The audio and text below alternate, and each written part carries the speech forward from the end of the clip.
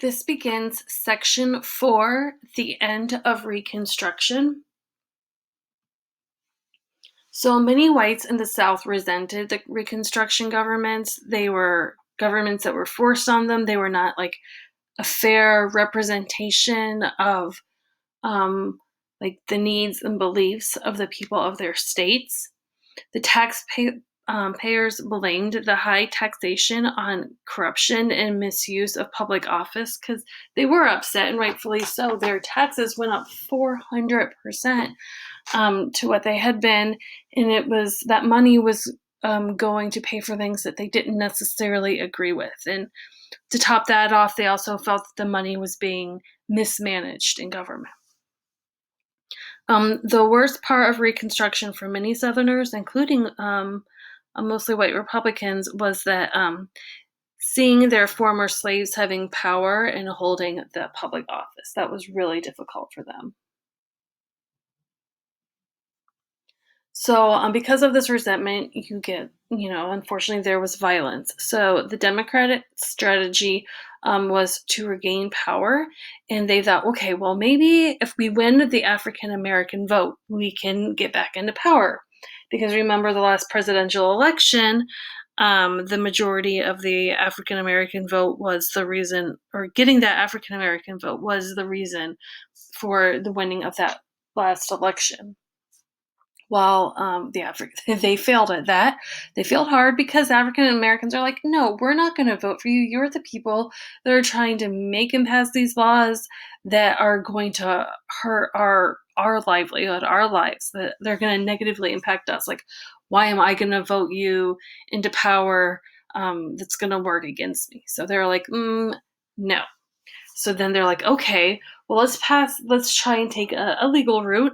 So they were trying to use politics and whatnot to help further their agenda, and that worked. One example of things that they did was refuse to seat these black lawmakers, like not acknowledge these black lawmakers who were legitimately elected into office. And so they also failed at that. The Supreme Court stepped in and said that these things that y'all are doing to get these people out of office, they're not legal. You cannot do these things. So they're trying to find like legal channels to be able to get the power back that they wanted. And they failed hard. So they were not able to do things legally, so they started doing things the shady, illegal way.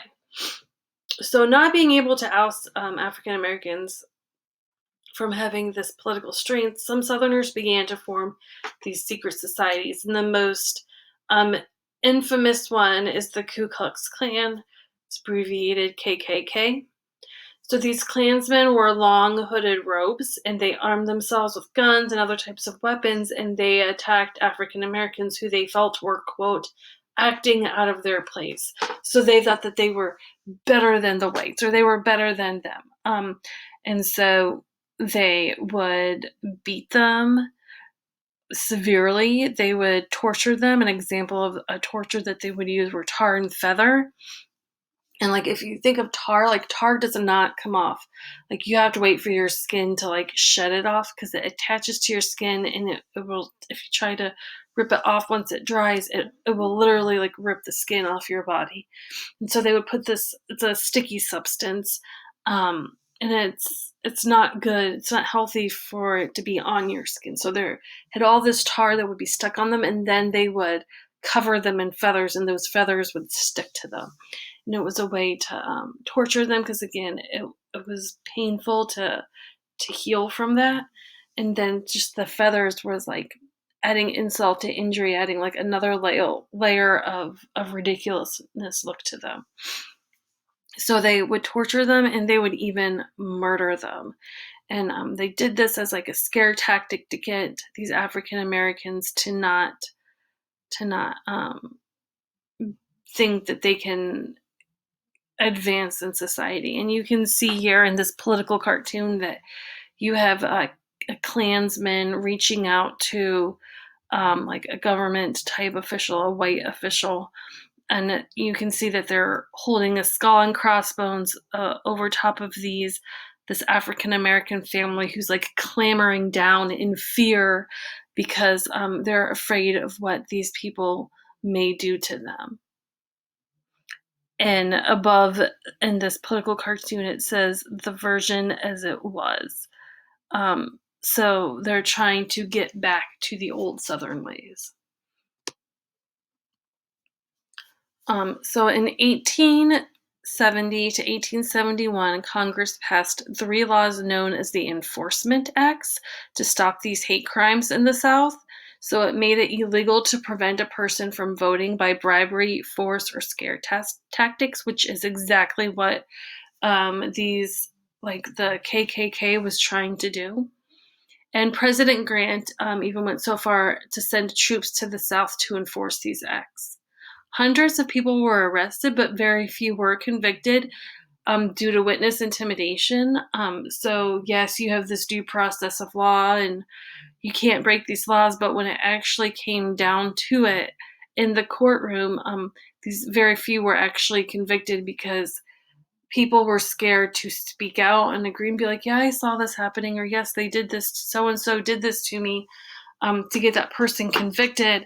Because even if that person was behind bars, you had the rest of their clan's friends that were going to be waiting for you that night to either kill you and your family, burn your house down, whatever it was that they, threatened you with. So very few people were willing to publicly speak out against these people and to name individuals or to name the individuals in these groups that were doing these things.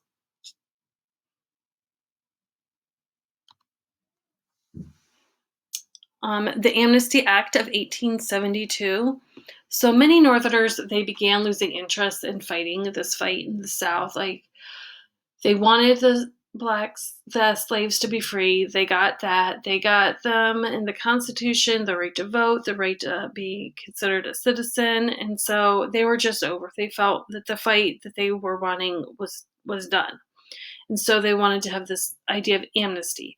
Amnesty means forgiveness for past offenses. So the Amnesty Act of 1872 allowed most of the former Confederates to vote again. They just wanted to like wash their hands, be done. Let's just move on. They were tired of this conversation of how African Americans needed to be treated fairly. They were over it. They just wanted to move on. Fine, we'll quit. Stop punishing you. If we can just move on.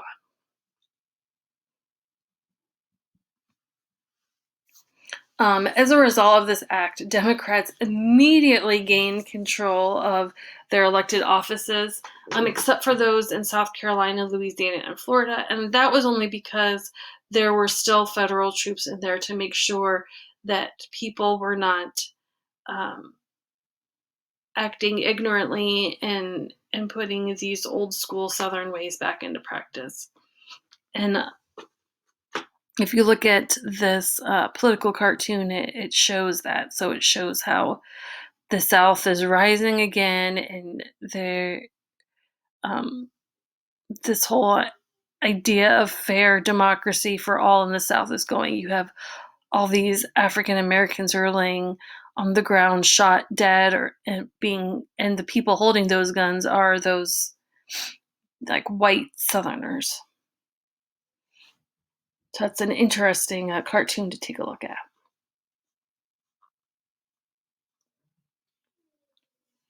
So we have another election year. It's 1876, and you have the Democratic nominee Samuel J. Tilden from New York, and then we have a Republican nominee Rutherford B. Hayes from Fremont, Ohio. That's just a hop, skip, and a jump away from where we are. And so these are two people who are deciding to run for the next presidential election.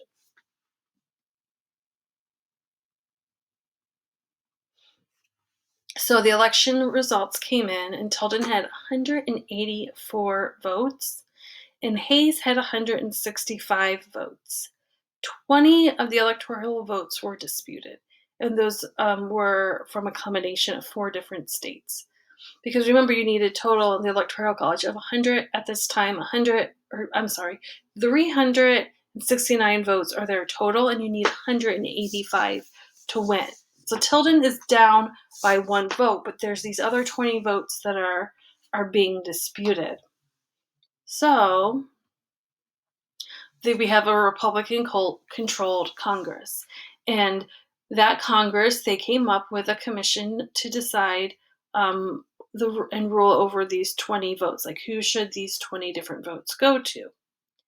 So, again, it was a biased Congress to the Republicans. And so it's not a surprise that a biased commission was created, and all of those votes were awarded to Hayes.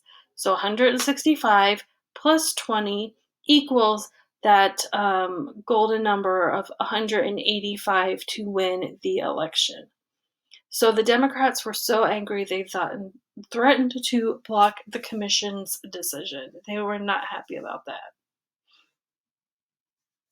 So the compromise over this was the Democrats accepted the Electoral Commission's decision. In return, the Republicans said upon Hayes's inauguration, he would withdraw the remaining federal troops from the South. So you no longer are having the North imposing these beliefs on them. So the South says, okay, fine, we'll accept Hayes is our winner, but in return, you need to leave us be. And so that was decided in the compromise.